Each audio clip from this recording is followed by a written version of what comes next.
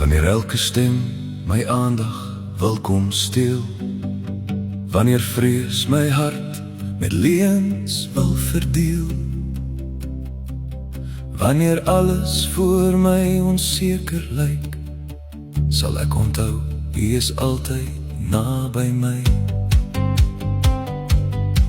Daar is 'n wedloop wat U voor my lê, en daar is laste wat ek moet aflê.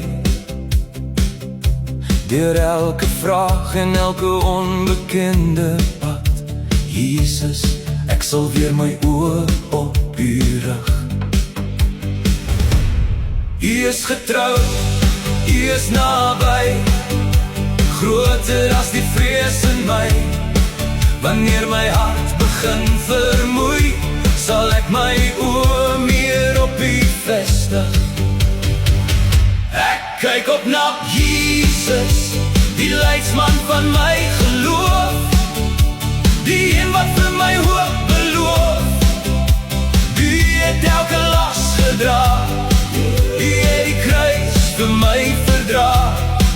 Deur elke tree wat voor my lê, Jesus, U is wie ek sien. Ek sal nie leef in gister se mislukking nie. Ek laat nie kommer sê my hoop sal eindig nie. Ek lê die laste af wat my vertraag, en hardloop met volharding dag vir dag. Wanneer teleurstelling sê, God het vergeet, wanneer omstandighede sê, U is te ver, herinner U woord my waar my oë hoort, nie op die storm nie, maar op Christus my Heer. U is getrou, U is naby, groter as die vrees in my. Wanneer my hart begin vermoei, sal ek my oë oorgooi. Kyk op na Jesus, die leidsman van my geloof, die een wat vir my hoop beloof. U het elke las gedra, U het die kruis vir my verdra. Deur elke tree wat voor my lê, Jesus, U is wie ek sien.